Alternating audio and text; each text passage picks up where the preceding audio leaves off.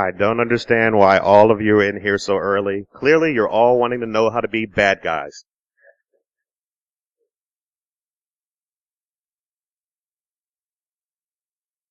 Good. Awesome. Thank you. Good morning. Uh, Welcome to Derbycon and my talk. My talk is an interlude like a pirate, and it is essentially putting yourself in the shoes of the bad guy who does things that we normally defend against, hoping that you'll use this technique in your engagements. If anyone does pen work or you're doing assessments and you find a large media repository, aha! So, let's begin. Standard-ish disclaimer. Everything I have to say is me. Pretty much covers that. This is just for educational purposes only.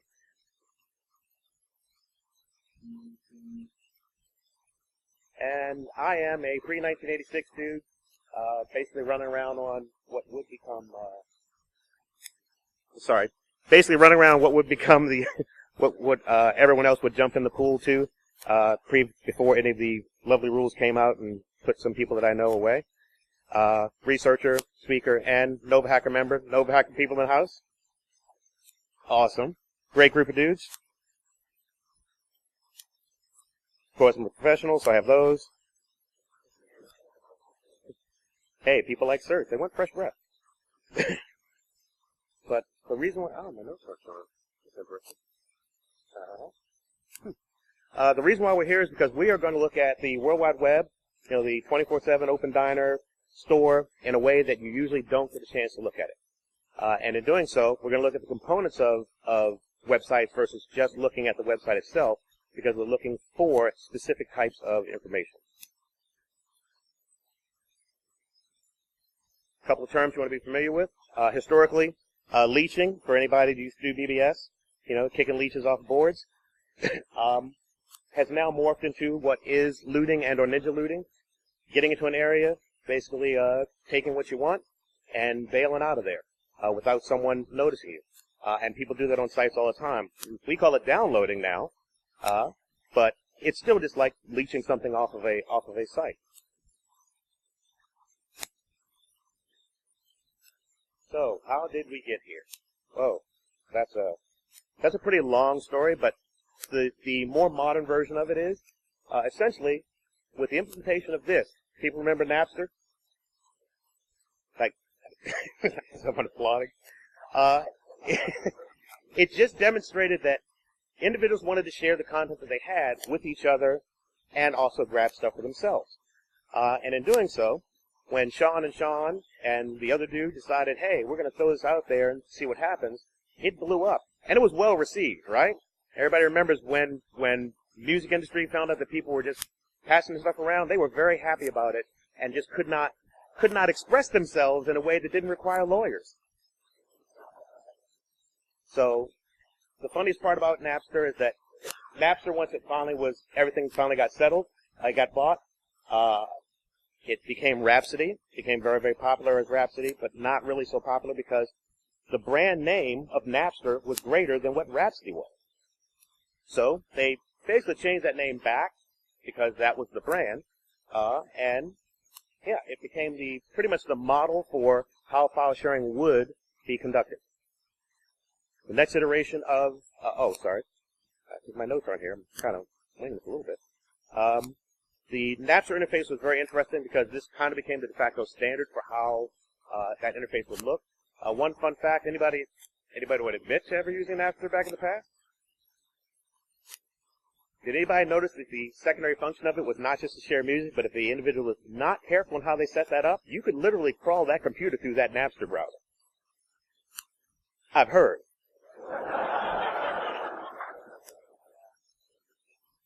So then we moved on to Nutella. Nutella became the new standard. It was a peer-to-peer and a peer-to-multi-peer. So you got things a little bit faster than you did with Napster, where you were pulling off of individual clients. That guy has it, I'm pulling it sole source from him. So this was a better item, but it still just showed that, hey, people want to share. You killed off Napster by making it commercial. Well, now we have a new protocol, and the protocol was also what most of the interfaces were called. By the time Nutella was released in June of 2005, and this information is a little dated, that population was about 1.8 million computers across the globe, and it accounted for 40% of the traffic and market share out there, which was crazy. Lots and lots of different interfaces in order to utilize the protocol. Some of these you may see, or may see and know and remember, or I may have seen on a friend's machine. Their interface was different from the Napster interface. The Napster interface that Sean and John created, they weren't really good programmers. They kind of threw something together, which also explains why secondary functions were easy to find. Whereas this was put out by individuals who came from, anybody? It was AOL. It's like, they put that together, got in a lot of trouble for it, but once it was released, it's out. Once that cat's out of the bag, you can't put that cat back in. So their interface, being made by mostly programmers, looks very convoluted, gave a lot of statistics, gave you the ability to individually pick whether you wanted audio, video, or documents, or whatever the media type you wanted, versus just doing music. And there were multiple different types of interfaces, but this is one of the interfaces that was available. Oh, yeah, speaking of Nutella, anybody remember like LimeWire, Morpheus, BearShare, all the other means of access? So, as I stated, that cat he just kind of strolled out of the bag. He wasn't intended to go back, even though people were attempting to put that cat back in the bag through legal means. Now we live in the age of BitTorrent, and BitTorrent is amazingly fast. You can literally pull down 4.7 gigs in a matter of minutes on a regular connection. You don't have to have anything like super special. And it's amazing because it is doing multi-peer in a way that if there are pieces and components of the item you're looking for, it will pull those all at once. And that's great. It does account for a massive amount of traffic, 3.3% of worldwide traffic, period, across the internet, across the globe. That's what the torrent was pulling. And this, like I said, this data is a little bit dated because this is not my first time giving this talk.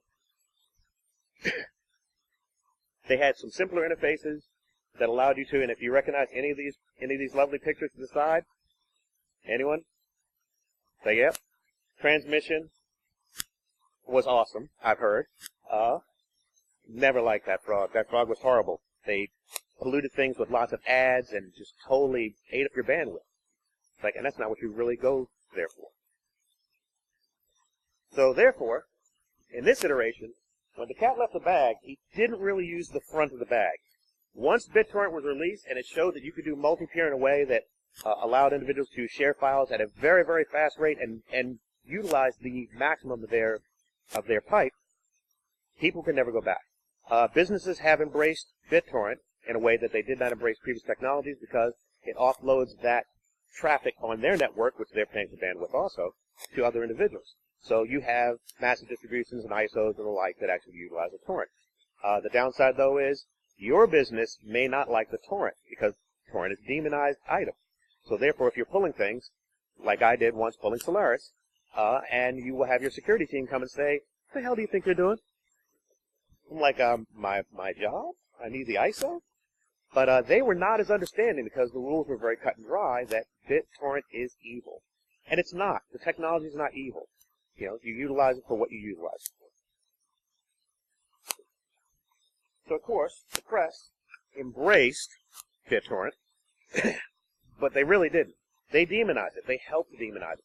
But in doing so, they also promoted it. And in promoting it, it made people interested in BitTorrent that had never even heard of it. And it's funny because as they were demonizing it and making money off of, people visiting their news sites or reading their articles, and then utilizing commercials, they were actually making money off the thing that they said that, you shouldn't use and they don't like. Of course, the individuals that developed it, they took it in stride. They went with the detractors will persist, or and continue the negative propaganda campaigns, or basically haters gonna hate. They are not changing. And I can't wait to see what comes next after BitTorrent. So, how do we get our stuff? We're the bad guy. We're looking at the web in a way that a bad guy would look at it. We know there's a lot of stuff out there we want to get our hands on, theoretically. And knowing that just below our fingertips, is a combination of we are now at 2 decades of file sharing. Hard to believe. So, we ask ourselves one simple question, and which the answer is always loot. How do we do it?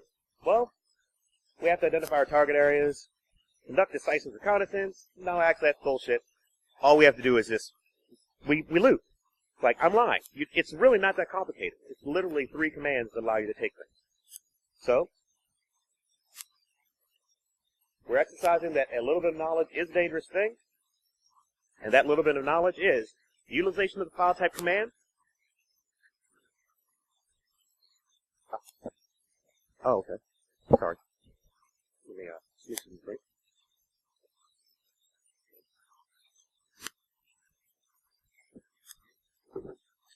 We're going to utilize the file type command in order to look for specific file extensions, and we're going to use the InURL command and the InTitle command when we're looking at websites in order to tell the site we only want to know how many, if it's a house, we want to know how many screws are in the house, how many studs are in the house, how much cement is in the house. When we look at the website, we're going to break down the actual components, and in doing so, we will find that some people have utilized their web space for storing things that they didn't actually buy. I don't know why that's not as blue, but that's funny. So, the tool that we actually need is just one. It's just a browser. It's a specific browser because, also, another talk that I've done, which is how we've ruined browsers in our lifetime. And this specific browser is like most of them now. It's a mini OS. You can do so many things in it that you should not be able to do because it's supposed to just get you to the web and present that to you. But most browsers don't do that. So we need to pick one. These are our choices. When I gave this talk before, someone saw the O and was like, "What the hell is that?" And then I really felt old. So we have to pick a browser. We're going to pick one, my favorite, Firefox, because as a mini OS, it's awesome. I can run mail server in there. I can run web server in there. It rocks. And I can also slice up my multimedia within the browser with extensions, removing audio and or video, depending on what I'm pulling. So, as I said, I can't go into, I would just go on a complete rant about Firefox and how it is set up, because if you have it, how many people have Firefox in their business or their home? I'm going to say that you really should monitor that browser, because that browser is so modular, and the individual that uses it is literally the administrator in the browser. He can pretty much load anything he wants in it. But Firefox never intended to be that business-style browser, and don't take my word for it. That was their statement. Like, they don't release things on Patch Tuesday. They don't release fixes in a timely fashion like that, in a more timely fashion than a business is ready to keep up with. If they find a problem, they usually try to resolve it and release it. So you can have, how many people have seen the 3-4 updates in a week? Like, that doesn't really work for business. So they didn't intend to be that, but people do use them there and at their home. I recommend utilizing VPN. There are some free VPNs that are available, again, as an add-on.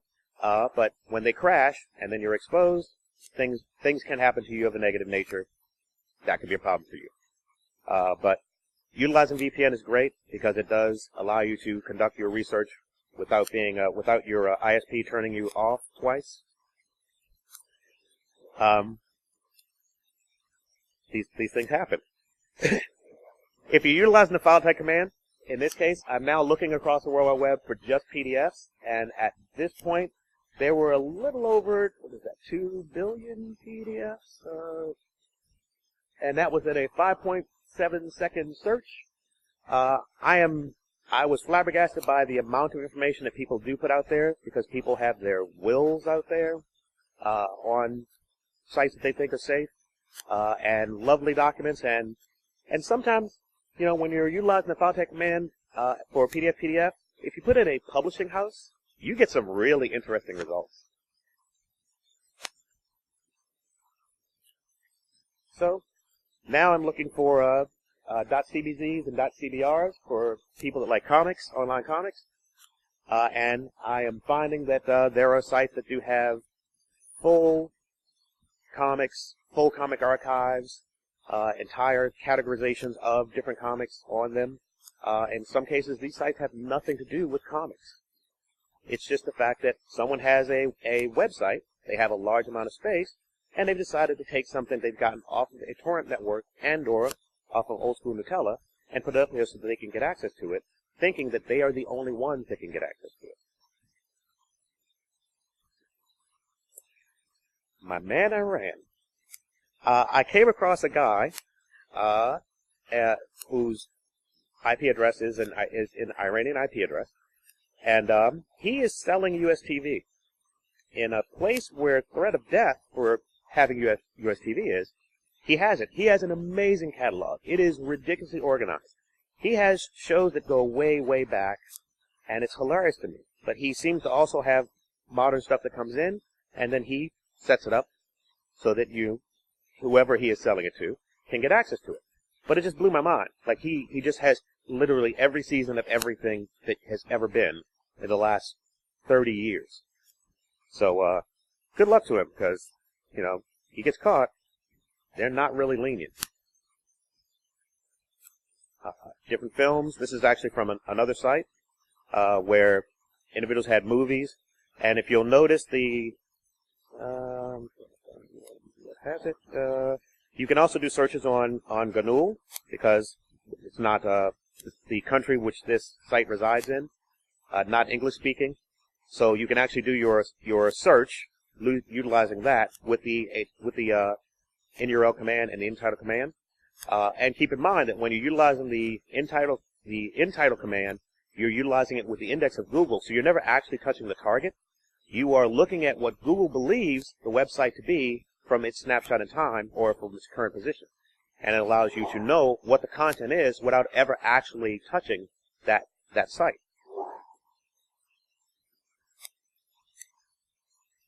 I'm going to get back to that. These were multiple sites that I actually came across where the site itself is associated with the first site, is associated with music, but they have a lot of music. Like, they don't sell the music, they just play it.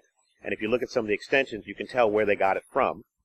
But this is what the actual results look like once you're utilizing the InTitle and InURL command. The last one's kind of a cheat because it's a site called the Swiss Bay, and it's sort of a Pirate Bay-ish thing. But the items are already there. It's not like you're going out and getting it from different places. It's just local to the actual site. How dare you ask that question? No. Yeah, you don't go looking for that because literally that's everywhere. It's what makes networks faster. It's the reason why, like it's a business. They're a large customer. They are a decider. But so no, didn't go looking for that. Didn't care. I'm more interested in other things. Interestingly, no matter how you have organized your logs, no matter how deep they go, you will not find this because it's just standard web surfing. Sort of.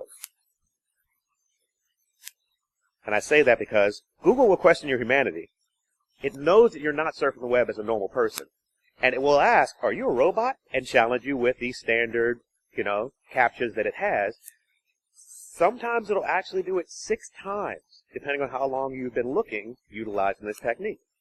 Because it just doesn't believe that you're a human. Like you're surfing the web in a way a human wouldn't surf the web. So they don't like that.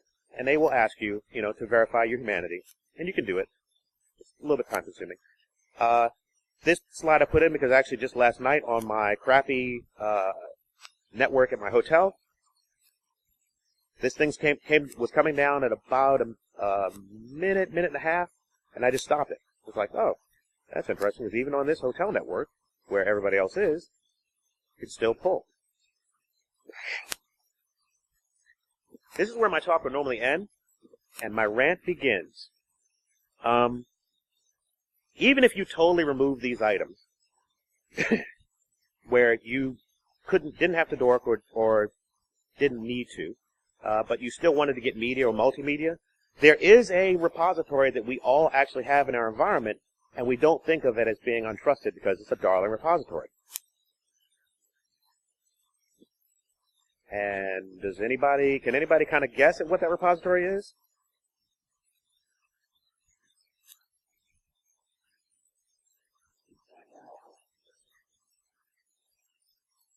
So, I want to state for the record, I at no point in my personal or professional career have ever worked for YouTube or its parent company, Google. I'm making some observations based upon the things that I'm seeing on that repository that is our favorite and darling YouTube, or dark YouTube. YouTube is an amazing repository. It has a lot of information on it. Staggering amount. Literally, you can do everything from learn how to cook, learn how to get into this industry, because there are multiple classes, courses, and things that have been put up there. Some of them are courses that people have paid for, but they put up, and if the people had found out that they paid for it and put up, they would probably get in trouble. But YouTube is amazing. Like, people watch it more than anything on Earth, which is insane. That's kind of an eye chart, but don't worry about it. Here's a channel that has 23,000 audiobooks in it. Most of them are in the public domain, and they state that these are supposed to be all in public domain, but if you kind of look through it, you find things that are not public domain. And utilizing the right plugins and or add-ons in the browser you have for your previous gatherings, you find that you can pull those books right out of YouTube. The funny part is, those extensions do exist in Firefox. In Chrome, not so much. You know, it's funny how that works.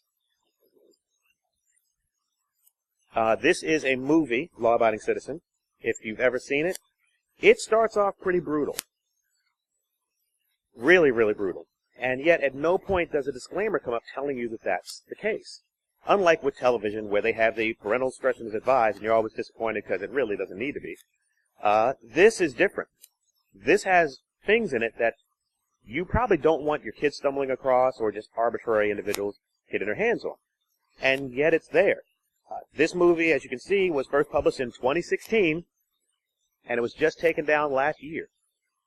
The funny part is, it's back up in several other iterations and also several other languages.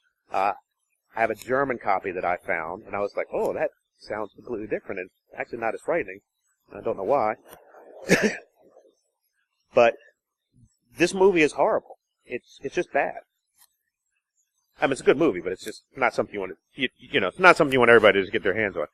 The funniest part about this also is that if you see, the version that costs absolutely nothing has a lot of views and is rated higher than the version you actually have to pay for. And I'm like, can't Google see this? But apparently not. I started looking for just other movies utilizing, does anybody know what Yiffy is? Yiffy is a notorious pirates who pretty much steal movies all the time. Why would Yiffy work in YouTube? Why do movies come up with Yiffy working in YouTube? Just, I can see it. I don't understand why their algorithm doesn't see it. I utilize the more standard techniques and tactics, looking for Season 01, Episode 01, and Criminal Minds comes up, Ancient Aliens, because aliens. Multiple Things, Farscape, which, great show. If you want to see it, it's there. It just totally blew my mind. It's like the things that you can actually use when you're doing using the technology that people don't like work in YouTube. Why is that? Like, the algorithm should be smart. The algorithm should be able to figure out when things are not needed. Ooh, that's... Ooh. I didn't back away from the mic a little bit. So, no, I'm good. Everybody can hear me, correct? Awesome. So I put up my own disclaimers and warnings because YouTube also has 7 of the 10 banned films on it. If anyone ever heard of a Serbian film, it has no redeeming value. It's ridiculous. As a matter of fact, it's so horrible that unless you're logged in, you can't see it. So therefore, you're safe. Can't pull it. Oh wait, there are third-party sites that allow you to pull things without actually being logged into YouTube. I wonder if that works. Oh my God, it does. As I said, that film is so bad, this is the cleanest scene I could show you from that film.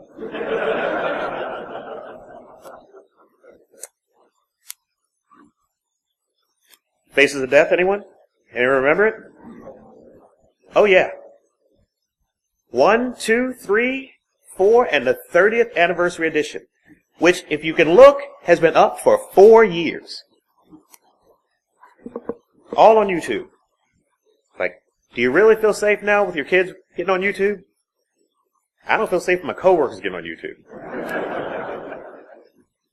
Can I pull it? Yes. Am I using any tools? Did I load anything? No. Oh, the movie Kids. When Kids came out, it was kind of disturbing because all the actors looked really young, even though they were all of age. That's on there also.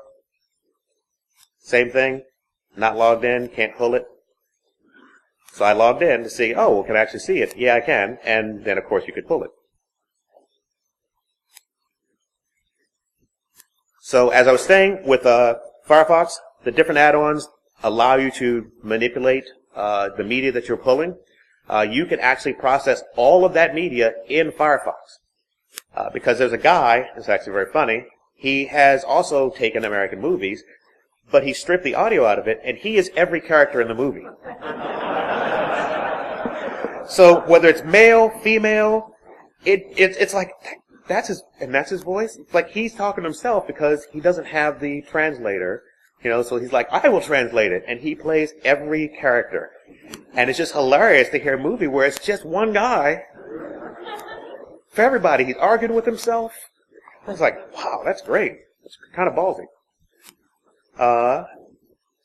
To get the material off of the site that you're visiting, like I said, there's still add-ons.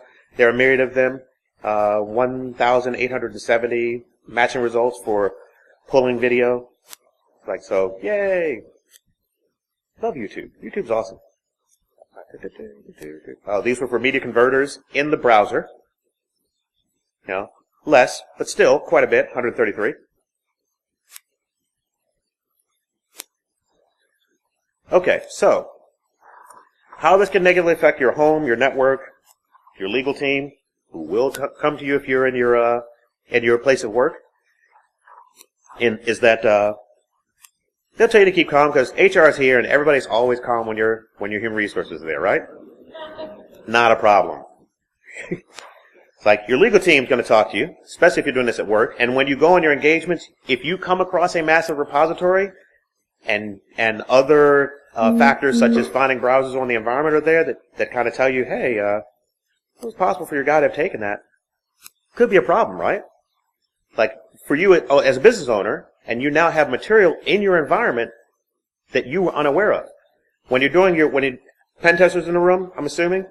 Someone? Anyone? Am I the only one? How often do you go looking for media repositories on an environment? It's not normally a thing that you would think of. But yes, you can actually suffer, or the corporation that you are reviewing, or customer, can suffer because of legal action against them for people pulling information down. We actually did work on a case where we proved that a person had not been working for a long time because that person they weren't actually storing it, but they were watching porn for hours and hours and weeks and weeks. And when she was escorted out of the building, because she had other people doing her work, and they were wondering why is she not working any cases. It was because, just kind of eating up a lot of time watching something she shouldn't watch. Which brings us to the keep calm, and by the way, you're fired. If you're pulling information at home, that's one thing. If you're pulling in your business, you're putting that business at risk. Because DCMA is real, and people pursue it. And usually, people that are doing this type of thing, especially if they're ballsy enough to do it in your business, they're probably not doing it in a way that would protect that business, because they're clearly not trying to protect their job.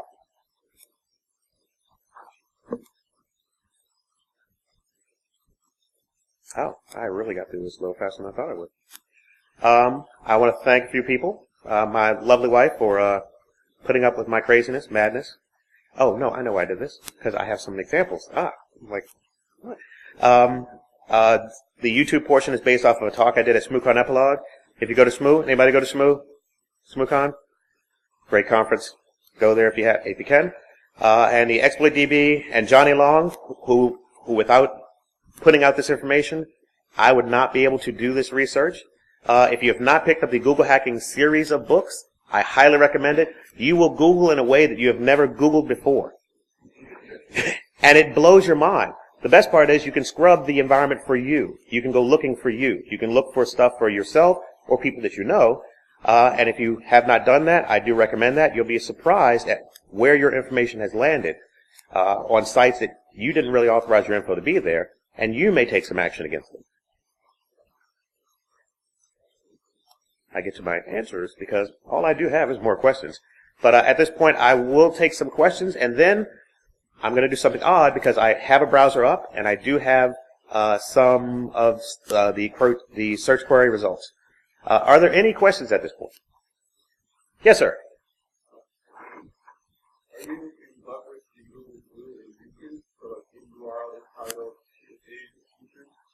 I have not tried that, but I would think no, because that query block is only looking for the results in the repository itself. It's easier to actually utilize, the torrenty commands in YouTube. If you're looking for seasons, and people will obfuscate the standard commands or standard queries. So instead of doing S01, E01 for season 1, episode 1, sometimes you have to do S1, E1, or 1X1, and then the title of the item that you're looking for, and it will pop up. It really just blows your mind because it's like, well, this is not a difficult thing. But no, I have not tried it. I would think that it would not work because it's only looking for what's in the repository. Whereas with Google, you're looking across the spectrum. Anyone else? No one? Yes, sir.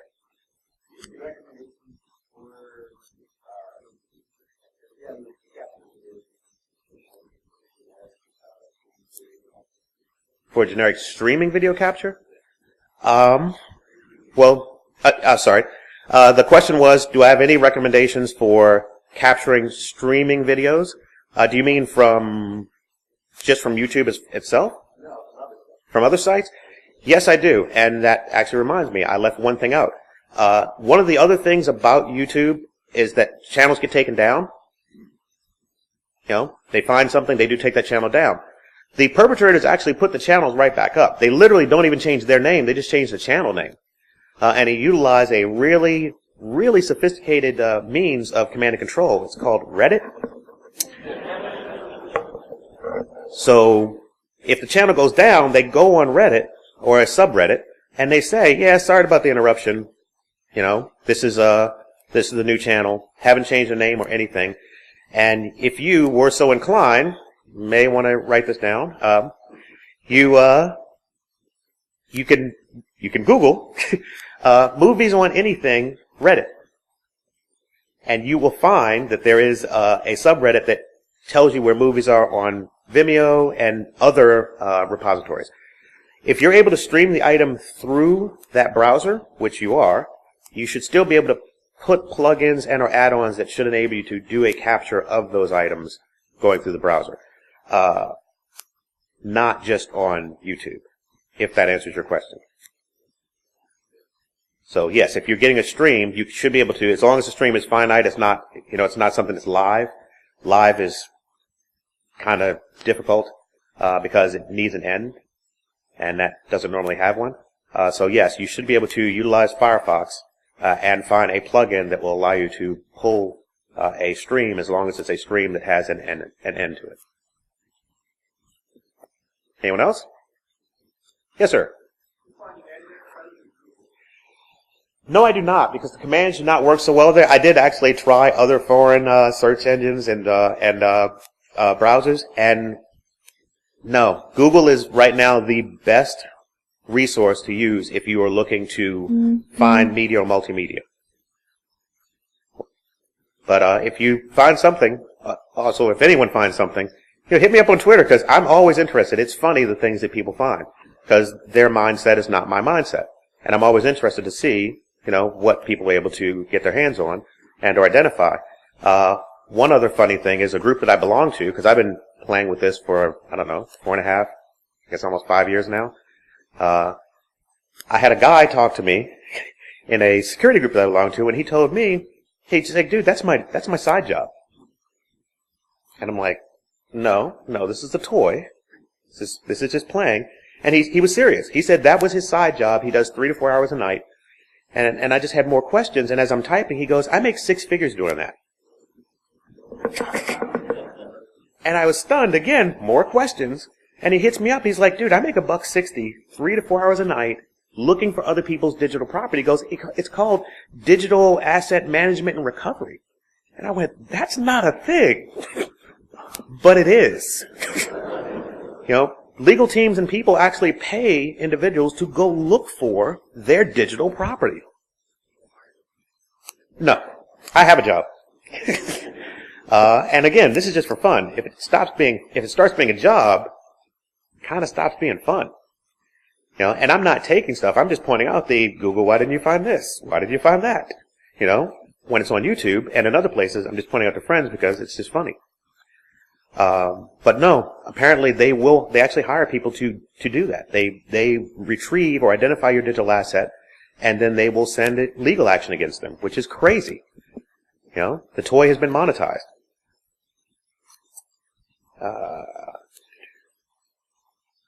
Thank you, now go play, but don't go. Because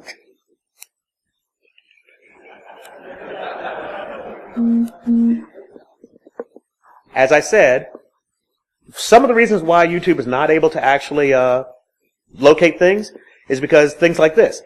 That movie, that 2 hour, 11-minute movie, The Fate of Marine, is Game of Thrones, stitched together episodes to look like a movie. And it's crazy. It was like, wow, I found this, utilizing my Google dorking. Why can your algorithm not find this? Don't get it. Here is a Reddit channel, or a subreddit, that has some old cartoons in it. Rocky and Bullwinkle. Old TV shows, like if you like Twilight Zone and like the old scary stuff, oh, there's a subreddit for you. 21 Jump Street, the TV show. Just lots of stuff. Here's an actual site, X-Drive, where people have the ability to store things there. And also, even if you're utilizing Google Drives, I'm going to give you a bonus command. Utilizing the site command, I'm a bad guy. I don't tell the truth all the time. Utilizing the site command, you can actually do a site against the drive.google.com and just look for items that people have in their Google Drives. People leave their Google Drives open, and information just flows out of there. I don't think they understand that leaving it open leaves it so that people can, pull stuff off of you, and or in some cases put stuff to your drive. Because I've also noticed that people have utilized people's Google Drives for like advertising. It's an ad with a link and it goes right there. Why? Because the space is free to them, which is crazy, but funny. I have seen information regarding personal information to people, and I also came across one interesting thing, which was a white supremacist barbecue where they put their pictures up. And that was weird to me. Simply because nowadays, high-end companies have entire HR teams dedicated to looking for you whole person concept.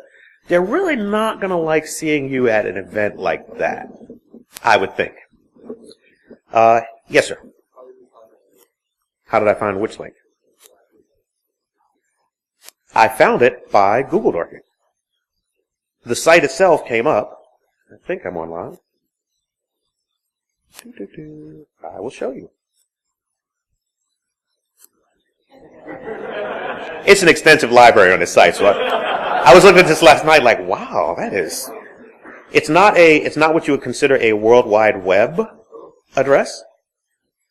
It is, in fact, the results of that search. Looking for Yiffy. Looking for Yiffy. The index, touching the index, not touching the target, because that was all index. You never touch the target unless you pull something, and that is where you've crossed the line. So, some things don't come up with a www, as you can see. They come up with just an IP address. And you can look that up to see who owns it, by the way, because it's an IP address. But I guess they just don't care. But that would be that would just be a regular search. You can also exchange that HTML for literally anything. You can search FTP sites. You can search anything that has storage, because Google knows, and then so will you. But that's how that happened. Just standard search. You get your results. I have 16,500 results, and as you go through them, you find that some of them are repeats of just different sections of that repository, but most of them are new repositories with new information. Say again? Can I zoom in? This is not a MacBook, guy. As I said, you can look people up. This one is in Iran. There's a lot of people in Iran selling U.S. stuff, which is hilarious. Like, because you could die. This is a movie, Gotti, which came out in '96. And as I stated, The Fallen Marine, which I took that screenshot from. Oh, gotta sign in. Oh, if only someone had pulled that down.